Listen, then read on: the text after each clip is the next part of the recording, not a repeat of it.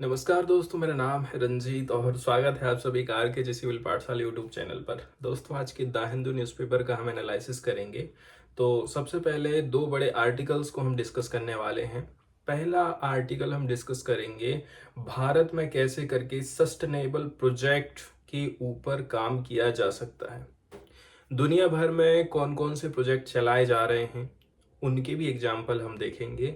और इस मामले में भारत की जो संस्थाएं हैं कैसे करके आगे आएंगी और कंपनियों को बोलेंगे कि आप काम कर रहे हैं, कंपटीशन आपके बीच में होना चाहिए, लेकिन वो ऐसा होना चाहिए कि भाई आगे आने वाली जो पीढ़ी है उनके लिए संसाधन कम ना पड़े। तो इसके ऊपर हम चर्चा करने वाले हैं। इसके बाद एक और आर्टिकल है जिसको हम देखेंगे, जो कि पार्टिकुलरली CSR, जैसे बड़ी बड़ी जो कंपनियां हैं उनका कुछ दायित्व बनता है कि हम लोगों से वो इतना कमा पाती हैं तो हम लोगों के ऊपर वो कुछ खर्चे भी करें। इसलिए सरकार CSR एक्सपेंडिचर स्कीम लेकर के आई थी, जिसमें बोला जाता है कंपनियों को कि आपको कुछ हिस्सा सामाजिक कल्याण के ऊपर लगाना पड़ेगा। जैसे कि पर्यावरण को बचाना है, गरीब लोगों के लिए स्कूल खोलना है, उनके लिए स्वास्थ्य की सुविधाएं खोलना है, कम रुपए लेकर के उनका इलाज करना है। ऐसी बहुत सारी व्यवस्थाएं CSR के अंतर्गत करी जा सकती हैं। लेकिन अभी हाल फिलहाल में हम देखेंगे अनंत अंबानी की जो शादी हुई है उसमें 5,000 करोड़ रुपए खर्च हुआ है। और वहीं यदि हम CSR की बात कर लें तो CSR में आपने नाम मात्र 1,000 करोड़ भी कहना चाहिए खर्चा नहीं किए हैं। तो ये अंतर बताता है कि भाई जो टॉप कंपनीज हैं वो इतना ज़्यादा फिजूल खर्ची क्यों कर रही हैं, सही जगह में वो लोग क्यों खर्चा नहीं करते हैं।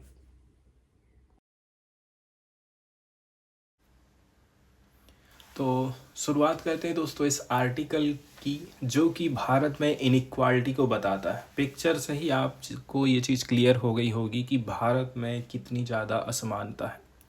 अब जिनके पास में पैसा है वो लोग भी उसको कहाँ पर खर्चा करते हैं, शादी ब्याह में दिखावट के लिए लोग ज़्यादा पैसा खर्चा करते हैं।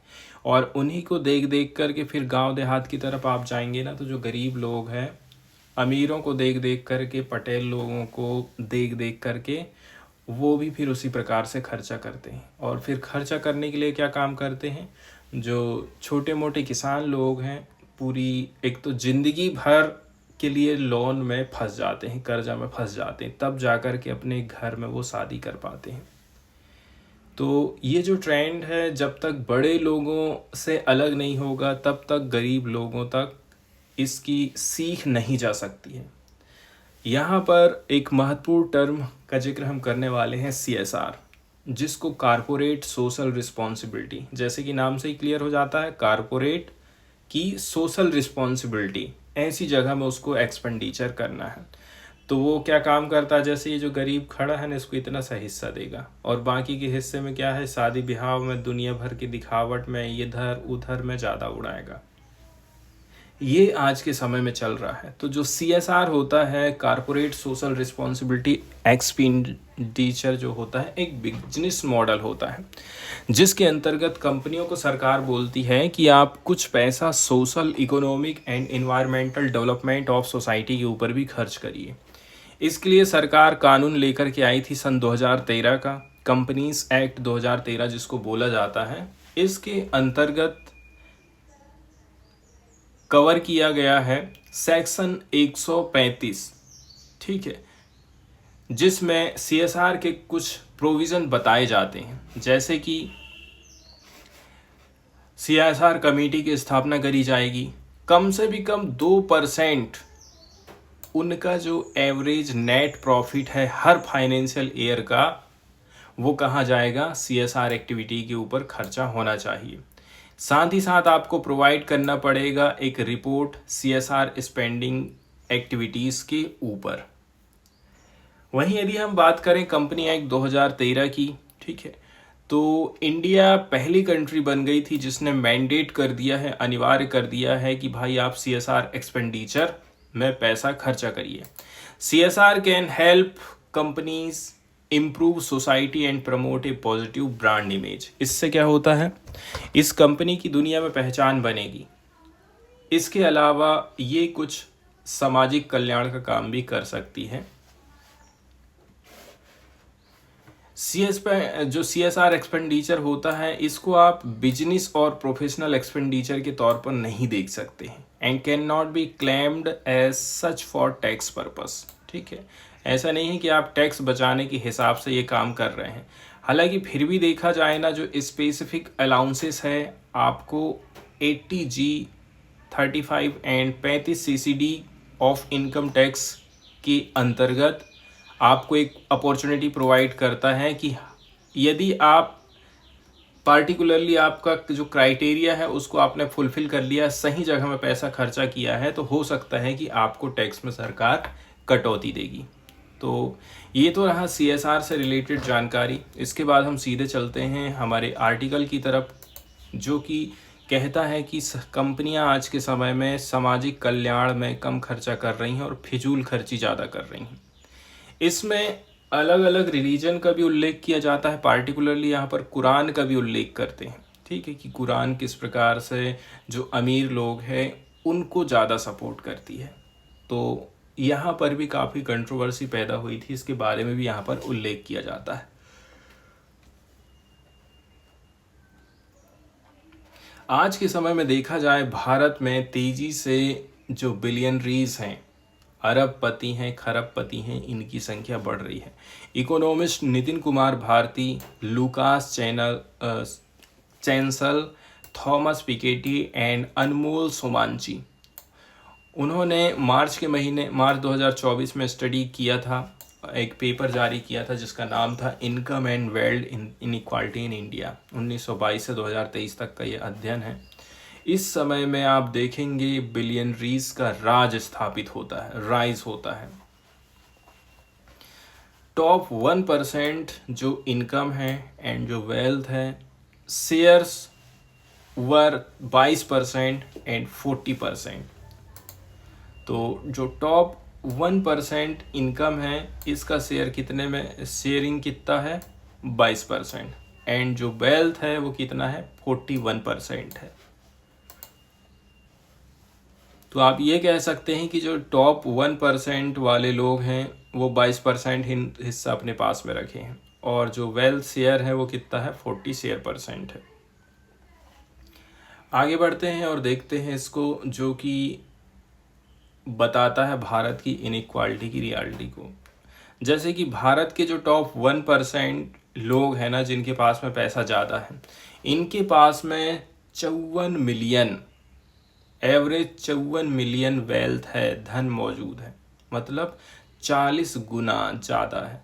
हमारे पास कितना है, हमारे पास में यदि अकाउंट में 500 रुपये है तो उसका 40 गुना आप कर दीजिए, इतना ज़्यादा पैसा इन लोगों के पास में है। वहीं जो सबसे निचले तबके के लोग हैं, बॉटम 50% एंड मिडल जो 40%, इनके पास में 0.17 मिलियन रुपया, मतलब 0.1 time the national average. National average से भी कितना कम कमाते हैं आप ये सोच सकते हैं। वहीं यदि हम बात कर लें मिडिल क्लास वाले लोगों की, तो कितना कमाते हैं ये लोग, 0.96 मिलियन रुपया। मतलब जो नेशनल एवरेज है उसका कितना गुना, 0.7 गुना। वहीं जो 10,000 इंडिविजुअल को यदि हम ले लें, ठीक है, out of 920 million Indian adult, 920 million Indian adult हैं, उसमें से हमने 10,000 को निकाल लिए हैं। तो इनके पास में जो संपत्ति है कितनी है, 22.6 बिलियन रुपया है वेल्थ के मामले में, which is mind boggling, 16,763 times the average Indian. कितना गुना ज़्यादा पैसा है इनके पास में, 16,763 गुना ज़्यादा पैसा है। यदि हम 920 मिलियन इंडियन एडल्ट्स में से 10,000 लोगों को निकाल देते हैं, तो यहीं तक बात नहीं रुकती है, बात आगे जाती है कहाँ तक, कास्ट तक पहुँच जाती है। 90% जो बिलियनरीज हैं जिनके पास में रुपया पैसा है 2022-23 में, ये लोग अपर कास्ट से आते हैं, एंड जो बैकवर्ड क्लासेस हैं मात्र 10%, शेड्यूल कास्ट के पास मात्र 2.6% ही पैसा है। मतलब इतना ही रिप्रेजेंटेशन कर पाते हैं ये इंडियन इकोनॉमी में। अब वहीं यदि हम बात करें सरकार क्या कहती है, ठीक है, तो सरकार की तरफ से आप देखेंगे नीति आयोग ने क्या बोला था अभी हाल फिलहाल में कि बहुत सारे लोग गरीबी से बाहर आ गए हैं। 135 मिलियन इंडियन सक्सेसफुली एस्केप हुए हैं मल्टी डायमेंशनल पॉवर्टी से 2016 से 2021 के बीच में। तो यहाँ पर सबसे पहले तो नीति आयोग के बारे में थोड़ी सी बेसिक जानकारी देख लेते हैं। नीति आयोग योजना आयोग की जगह में बनाया गया था। उद्देश्य ये था कि योजना आयोग में पहले केंद्र सरकार योजना बनाती थी और राज्यों को बोलती थी कि आप लागू करिए। अब केंद्र सरकार ने क्या काम कर दी है, बोलती है कि आइए आप हमारे साथ में बैठिए, इसके बाद हम लोग योजना बनाएंगे और उसको फिर आपको लागू करना है। लेकिन दिक्कत ये हो गई है कि पहले केंद्र सरकार पैसा भी देती थी, अभी पैसा नीति आयोग नहीं देता है। पैसा कौन देता है, वित्त आयोग देता है। सबसे बड़ा अंतर यहाँ पर यही है। वहीं यदि हम बात करें नीति आयोग की, तो प्राइम मिनिस्टर क्या है, चेयरपर्सन के तौर पर काम करते हैं। Vice chairman and A CEO होता है इसमें। फुल टाइम मेंबर रहते हैं, कुछ नंबर इसमें अनस्पेसिफाइड रहते हैं। यहाँ पर up to 2 part time member रहेंगे एंड लीडिंग यूनिवर्सिटी के भी कुछ लोग बैठते हैं, ठीक है, रिसर्च ऑर्गेनाइजेशन के लोग भी यहाँ पर बैठते हैं। 4 union minister as a ex officio के मेंबर के तौर पर बैठते हैं एंड इसमें गवर्निंग काउंसिल भी होती है। इसमें सब चीफ मिनिस्टर मिलकर के बैठते हैं, लेफ्टिनेंट गवर्नर भी इसमें शामिल होते हैं। फिर एक रीजनल काउंसिल होता है, ठीक है। रीजनल काउंसिल में आप देखेंगे स्पेसिफिक इशूज एंड कॉन्टिजेंसी उठाई जाती हैं जो कि इम्पैक्ट करती हैं मोर देन वन स्टेट और रीजन को। इसके अलावा यहाँ पर कुछ एक्सपर्ट लोग रहते हैं, स्पेशलिस्ट रहते हैं, प्रैक्टिशनर रहते हैं, relevant domain knowledge as special invitee के तौर पर। ये इसकी कुछ कुछ खास बातें हैं। इसके अलावा ना ये जो नीति आयोग बनाया गया था ये एक प्रकार से थिंक टैंक के रूप में भी काम करता है। थिंक टैंक के रूप में काम करता है मतलब ये सरकार को सलाह देने का भी काम करता है, क्योंकि इसमें बहुत सारे एक्सपर्ट लोग बैठते हैं। अब आगे चलते हैं और देखते हैं कि नीति आयोग ने क्या बोला था। नीति आयोग ने बोला, अब नीति आयोग तो खुद समझ लो सरकार ही बोल रही है। सरकार ने बोला कि 135 मिलियन लोगों को हमने मल्टी डायमेंशनल पॉवर्टी से बाहर कर दिया है। और ये टाइम पीरियड कब का बताते हैं, 2016 से लेकर के 2023 तक का। मल्टी डायमेंशनल पॉवर्टी क्या होता है, इसके माध्यम से हम बहुत सारे एस्पेक्ट को समझते हैं पॉवर्टी के, ठीक है। पीपल क्या चीज़ फेस करते हैं उनकी डेली लाइफ में, ये काफ़ी एक कम्प्रहेंसिव मेजरमेंट माना जाता है पॉवर्टी का। यदि हम इनकम लेवल की बात करें या फिर एक्सपेंडिचर लेवल की बात करें तो वो कितना कमा रहे हैं, कितना खर्चा कर रहे हैं, उससे बहुत ज़्यादा जानकारी नहीं मिलती है। तो जो मल्टी डायमेंशनल पॉवर्टी रहती है इसमें आप देखेंगे ये मेजर्स करती है बहुत सारी चीज़ों, जैसे कि poor health and malnutrition, lack of clean water और electricity, poor quality of work, little schooling, lack of access to health care, education, food, water, energy, family planning, environmental hazard. इसके अलावा सेफ्टी को लेकर के कौन कौन से खतरा वो लोग फेस करते हैं। तो ये सारी चीज़ें मल्टी डायमेंशनल पॉवर्टी के अंतर्गत आती हैं। अब इसके काउंटर करने के लिए सरकार ने ये रिपोर्ट लाई थी।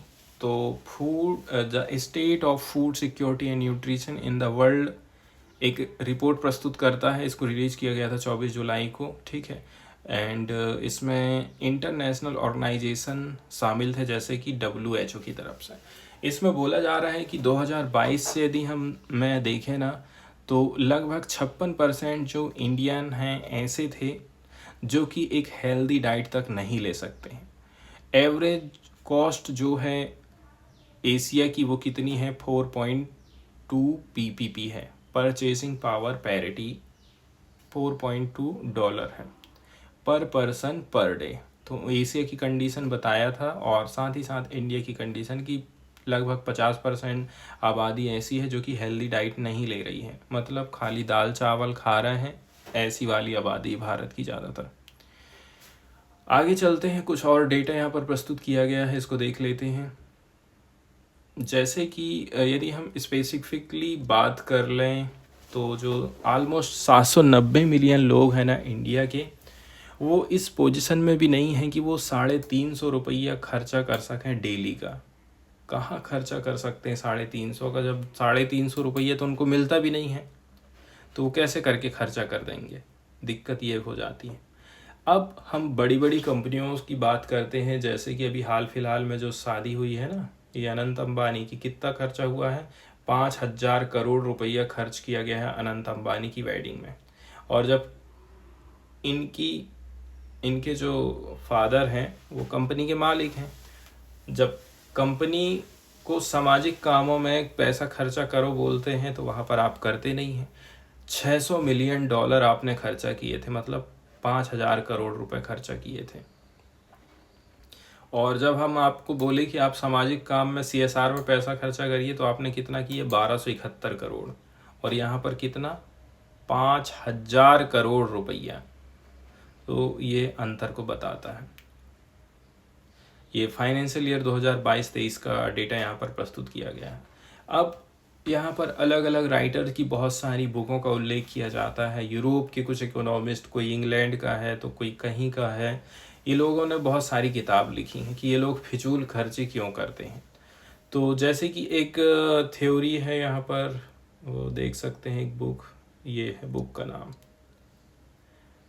थॉर्स्टीन Veblen the theory of the leisure class. इसमें बोला जाता है कि थॉर्स्टीन वेबलिन ने क्या बोला था, ये लोग इतना ज़्यादा खर्चा क्यों करते हैं, खर्चा करते हैं ताकि लोगों को दिखावा कर सकें, इसके अलावा उनको कुछ दे करके उनसे कुछ हासिल कर सकें और अपने बिजनेस को आगे बढ़ा सकें, इसलिए ये लोग इतना ज़्यादा खर्चा करते हैं। अब कुल मिलाकर के देखा जाए, एक साइकोलॉजिकल चीज़ यहाँ पर हम बात करने वाले हैं कि अमीरों को ये विश्वास दिलाना कि उनकी प्रतिभा उन्हें बाजार द्वारा प्रदान की जाने वाली प्रचुरता का हकदार बनाती है। अमीरों को आप ये विश्वास दिला दे रहे हैं कि ये सब मार्केट के चलते चलते ही आप इतना ज़्यादा अमीर बने हैं, और अब आप इतना ज़्यादा जो खर्चा कर रहे हैं ना, ये बताता है कि इसके द्वारा आप बताते हैं कि गरीब इतना ज़्यादा योग्य नहीं है जितना ज़्यादा हम लोग योग्य हैं। गरीब तो अपने भाग्य के हकदार हैं, जो उनके किस्मत में लिखा होगा वो उनको मिल जाएगा। कुल मिलाकर के देखा जाए, सैंडल का कहना है कि अमीरों की अधिकारवादी मानसिकता है, जो उनको कहती कि आप ज़्यादा खर्चा करो तो ज़्यादा कमाओगे भी। लेकिन गरीब लोग क्या काम करते हैं, कम खर्चा करते हैं और सोचते हैं कि कैसे भी करके अपना हर जगह बचाएं। लेकिन अमीर लोग ऐसा बिल्कुल नहीं सोचते हैं, इसलिए वो लोग ज़्यादा कमाते हैं। हर शादी में हमको आजकल जो बड़ी बड़ी शादियां हैं, यहाँ पर क्लासिज्म दिखाई देता है। क्लासिज्म मतलब अलग अलग वर्ग, श्रेणी, जातियां, ये सारी चीज़ें हमको अलग ही दिखाई देती हैं। इसमें क्या होता है, जो गरीब लोग हैं उनको बुलाने की बजाय अमीर लोग क्या काम करते हैं, इंटरनेशनल से जो लोग आते हैं ना, उनको बुलाने का काम करते हैं, ताकि और भी ज़्यादा थोड़ा सा दिखावा हो सके, थोड़ी भारीपन आ सके अपनी शादी में। एक चीज़ का यहाँ पर उल्लेख किया जाता है, वो है कुरान का, जो कि काफ़ी कंट्रोवर्सियल कहना चाहिए, विवादास्पद चीज़ें इसमें लिखी हुई थी। इसमें बोला है कि जो on the rights of under privilege which want that wealth is God given. Quran कहती है कि जो पैसा है वो भगवान ने दिया है, भगवान प्रदत्त है। ठीक है, किसी के पास में भी यदि 1 रुपया भी है तो उसको भगवान ने दिया है। और ये किसके पास जाता है ज़्यादातर, ये जाता है अमीरों के पास में। अमीर लोग ही इसको होल्ड कर सकते हैं एज ए ट्रस्टी के तौर पर। ठीक है, on behalf of the poor. किसके बिहाफ में ये होल्ड करके रख रहे हैं, गरीबों के बिहाफ में। लेकिन ये सारी जो चीज़ें हैं, कहना चाहिए सब विवादास्पद मानी जाती, इसलिए लोग आजकल इन बातों में कोई दिमाग नहीं लगाता है। अब इस आर्टिकल के माध्यम से हम ये समझने वाले हैं कि भारत ने नेट ज़ीरो एमिशन की घोषणा करी है कि 2070 तक भारत नेट ज़ीरो एमिशन के टारगेट को हासिल कर लेगा। अब 2070 तक हमको नेट ज़ीरो एमिशन टारगेट हासिल करना है। इसका मतलब ये है भारत उतना ही कार्बन का उत्सर्जन एमिशन करेगा जितना कि वो सोख सके। ये सब कैसे करके संभव है? ये चीज़ संभव है यदि भारत का हर सेक्टर मिल करके काम करेगा तो ये चीज़ पॉसिबल है। अभी हाल फिलहाल में देखा जाए, इकोनॉमी में मार्केट जो है केंद्र स्थान रखता है। मार्केट एक सेंटर प्लेस माना जाता है। हमारे देश में बार्टर सिस्टम चला करता था पहले। इसके अंतर्गत क्या करते थे, उस समय में कोई रुपया पैसा नहीं होता था। जैसे कि किसान को दूध की ज़रूरत है, किसान को बाल कटवाने हैं, किसान को सब्जी चाहिए, तो किसान क्या काम करेगा, सब्जी खरीदने के लिए गेहूं ले जाएगा और वो नाई को दे देगा या फिर सब्जी वाले को दे देगा और उसके बदले में चीज़ें वो ले लेगा। ये सिस्टम चलता था पहले। लेकिन आज के समय में तो हम देखते हैं डिजिटल मार्केट प्लेस बन चुका है। सप्लाई एंड डिमांड का जो फोर्सेस है प्राइमरली रिस्पॉन्सिबल माना जाता है प्राइस डिटरमिनेशन को लेकर के एंड कंज्यूमर प्रेफरेंस को लेकर के। अब आगे यदि देखा जाए ना, क्लाइमेट चेंज की यदि हम बात करें तो क्लाइमेट चेंज भी जो है आज के समय में मार्केट को डिस्टर्ब कर रही है, डिसरप्ट कर रही है। ये सप्लाई साइड को प्रभावित कर सकती है। कैसे करके प्रभावित कर सकती है? जैसे कि हम यदि कोई गांव जाते हैं घूमने के लिए, अब गांव में देखेंगे इस बार बहुत ज़्यादा बारिश हो जाए तो क्या होगा, जो धान की फसल है वो खराब हो जाएगी। पानी नहीं गिरता है तो धान की फसल सूख जाएगी। तो अब किसान लोग धान की सप्लाई करते थे तो वो जो सप्लाई साइड है हमारी प्रभावित हो जाती है। इसलिए बोलते हैं कि जो क्लाइमेट चेंज है ना, सप्लाई साइड को प्रभावित करता है, मार्केट के ये मिसमैच पैदा कर देता है सप्लाई एंड डिमांड के बीच में। इससे क्या होगा, धान उतनी पैदा नहीं हुई है और लोगों की डिमांड बढ़ जाएगी फिर। तो इस प्रकार से जो असर है कंज्यूमर डिमांड के ऊपर, साथ ही साथ ओवरऑल इकोनॉमी में देखने को मिलता है। तो एक फ्रेमवर्क तैयार करने की बात करी जा रही है, ठीक है, जिसके माध्यम से आपके जो काम हैं उनकी रिपोर्टिंग करी जाएगी, सस्टेनेबिलिटी की तरफ आप काम कर रहे हैं कि नहीं कर रहे हैं। 2013 में हम बात करें ना तो security and exchange board of India ने इंट्रोड्यूस किया था एक फ्रेमवर्क को, जिसमें बोला गया था कि आप रिपोर्टिंग करिए आपके कामों की, कि आप कितना सस्टेनेबिलिटी आपके कामों में है कि नहीं है। इसके बाद जो framework for business responsibility and sustainability report है, इसमें रिवाइज हमको देखने को मिला एंड इसने बोला कि जो आज के समय की कंपनियां हैं उनको क्या क्या काम करना पड़ेगा। वैल्यू चेन के इन्वायरमेंटल इम्पैक्ट को आप समझिए, ठीक है। हम जो खरीदी बिक्री कर रहे हैं, क्या वो खरीदी बिक्री प्रभावित हो सकती है? जो वैल्यू चेन है उसको समझने की कोशिश करना है आपको। ट्रांसपेरेंसी को इन्हेंस करना है, ग्रीन वॉशिंग से लड़ाई लड़ना है, साथ ही साथ इंश्योर करना है कि जो सस्टेनेबिलिटी बेनिफिट है परमिएट थ्रू वैल्यू चेन। जो सस्टेनेबिलिटी है वो वैल्यू चेन के माध्यम से, कहना चाहिए, प्रभावित ना हो या फिर कंटिन्यू बनी रहे। इसके लिए जो ऑथोरिटीज़ हैं, रिस्पॉन्सिबल लोग हैं, उनको क्या काम करना पड़ेगा, उनको इनकरेज करना पड़ेगा कंपनियों को कि आप अपने प्रोडक्शन में सस्टेनेबिलिटी गोल लेकर के आइए। जैसे कि कोई बहुत बड़ी कंपनी है, अब वो कोयला से बिजली बना रही है और उसी बिजली का इस्तेमाल कर रही है अपने यहाँ पर प्लांट में, या फिर कहना चाहिए किसी से खरीद रही है और वो कोयला से बनाता था बिजली। अब ये कंपनी क्या काम कर सकती है, अपने प्लांट में सोलर पावर लगा सकती है और क्या कहेगी कि हम अब अपनी बिजली खुद ही बनाएंगे और खुद ही यूज़ करेंगे। इस प्रकार से सस्टेनेबिलिटी गोल हासिल किया जा सकता है। बहुत सारे इंटरनेशनल स्कीम या फिर कानून भी बनाए गए हैं, जैसे कि जापान का एंटी मोनोपोली एक्ट आया था। ये ग्रीन सोसाइटी के ऊपर ज़्यादा फोकस करता है, ठीक है। एंड इसकी जो गाइडलाइन थी वो लाई गई थी ताकि जो प्राइवेट बिजनेसेस है उनकी हेल्प करी जा सके कि कैसे करके वो हॉरिजॉन्टल कोलैबोरेशन कर सकते हैं। मतलब ये जो गाइडलाइन थी ये सजेस्ट करती हैं बहुत सारी एक्टिविटीज़ को, सीकिंग एनवायरमेंटल सस्टेनेबिलिटी, जो क्या कहती हैं कि हमें हमारे एनवायरमेंटल को सस्टेनेबल बनाए रखना है। इसमें कंपटीशन को रिस्ट्रिक्ट नहीं किया जा रहा है, कंपटीशन ख़त्म नहीं किया जा रहा है। These activities have pro-competitive effect that might result in consumer benefit. इसका असर ऐसा नहीं है कि कंपटीशन ही ख़त्म हो जाएगा, कंपटीशन बना रहेगा।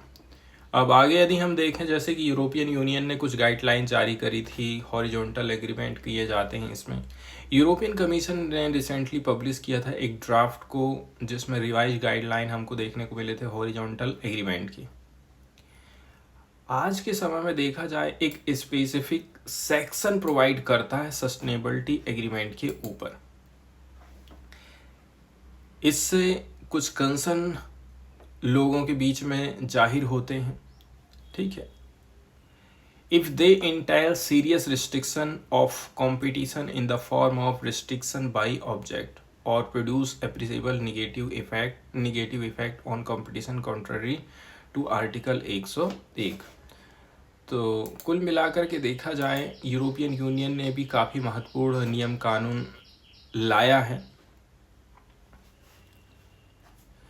तो भाई हम आपके कंपटीशन में प्रतिबंध कब लगाएंगे, ठीक है, जब आप कोई नकारात्मक कदम उठाएंगे तब हम आपके ऊपर लगाएंगे। कुछ ऑब्जेक्टिव रखे गए थे, जैसे कि क्लाइमेट चेंज से कैसे लड़ना है, पॉल्यूशन को कम करो, नेचुरल रिसोर्सेस का इस्तेमाल भी आपको लिमिटेड करना है, प्रमोट करना है रेजिलेंट इंफ्रास्ट्रक्चर एंड इनोवेशन को। ये सब बात बोली जाती है यूरोपियन यूनियन की तरफ से। अब इंडिया की तरफ यदि हम आगे बढ़ते हैं तो इंडिया में कंपटीशन कमीशन ऑफ इंडिया है, ठीक है। तो जो कंपटीशन कमीशन ऑफ इंडिया है ये कैसे करके एक महत्वपूर्ण भूमिका अदा कर सकता है इंडिया में सस्टेनेबल प्रोजेक्ट लाने के लिए, ठीक है।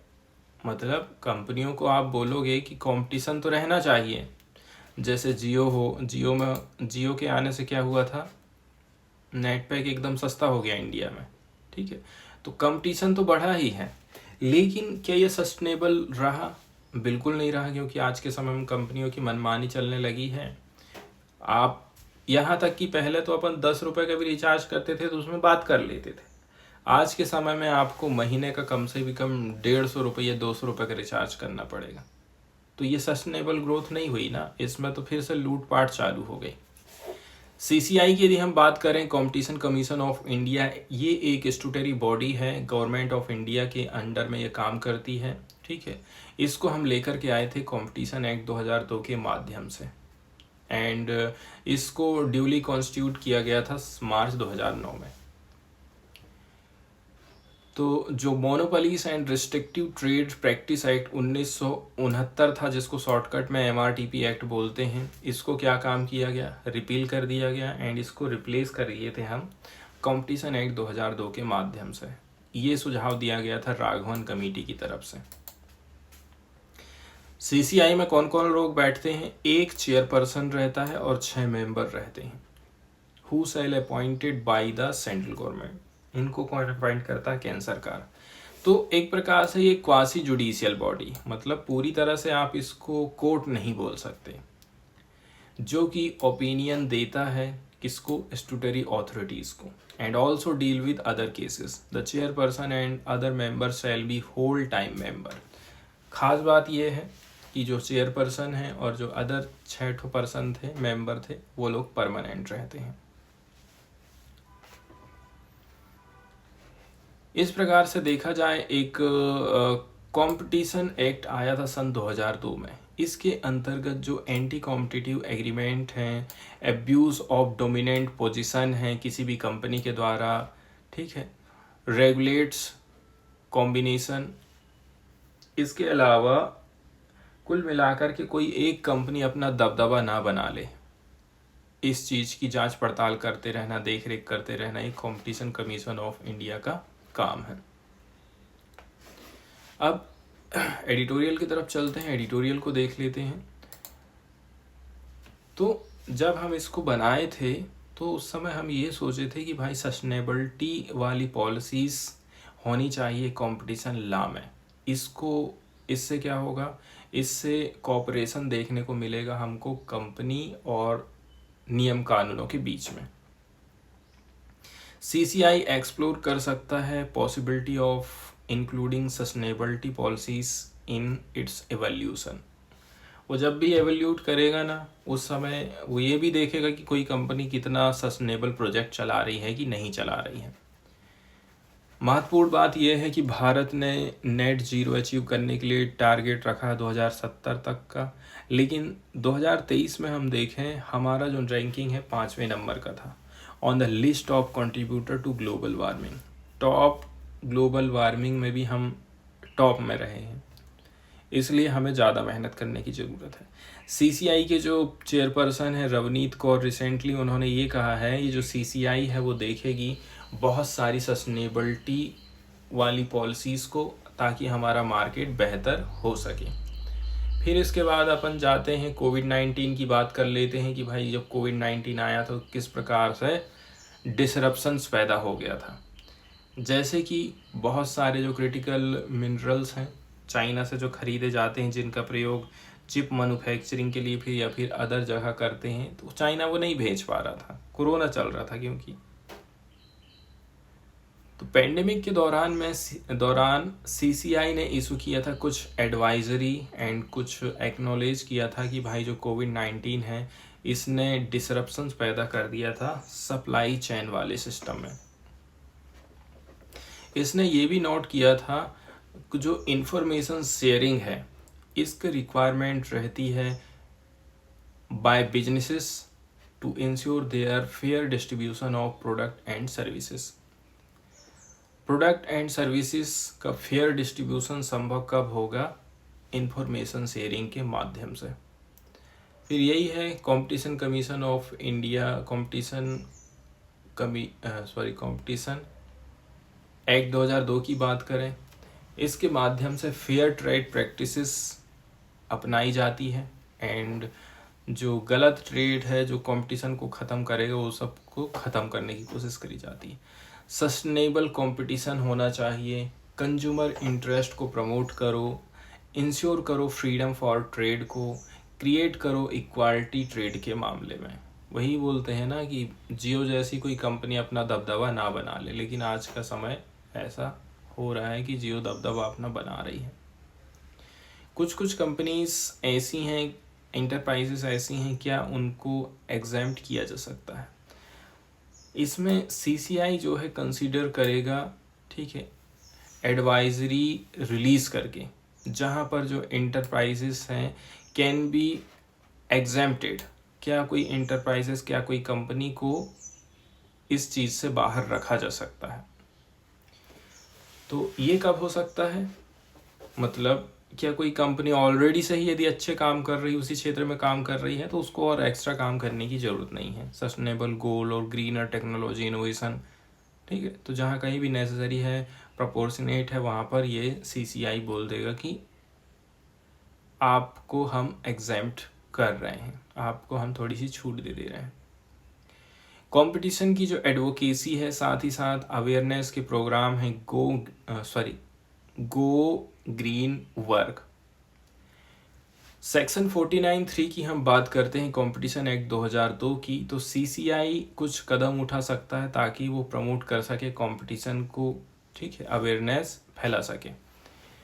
इट में also participates in formulating economic policies. CCI को कुछ इकोनॉमिक पॉलिसीज भी बनानी चाहिए तो वो बना सकता है,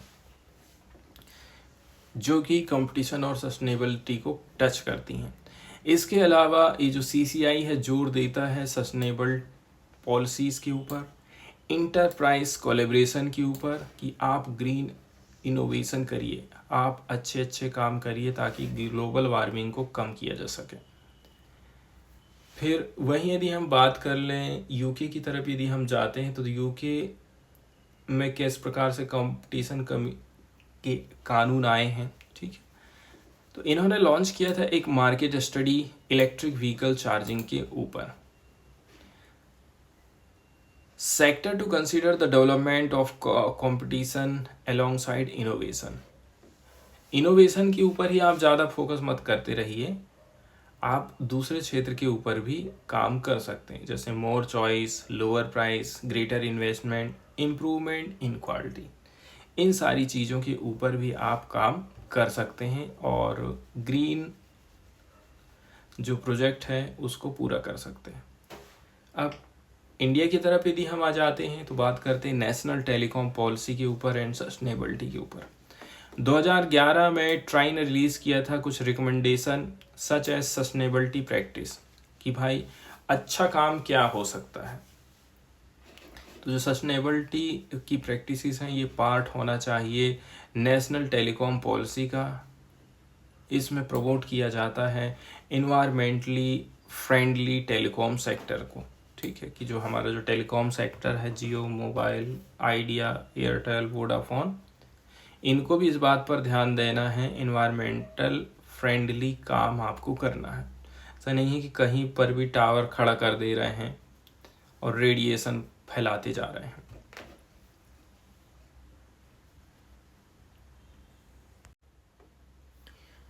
यहाँ पर अगली न्यूज़ हम देखने वाले हैं वो कि पार्टिकुलरली नेशनल डिजास्टर से रिलेटेड है।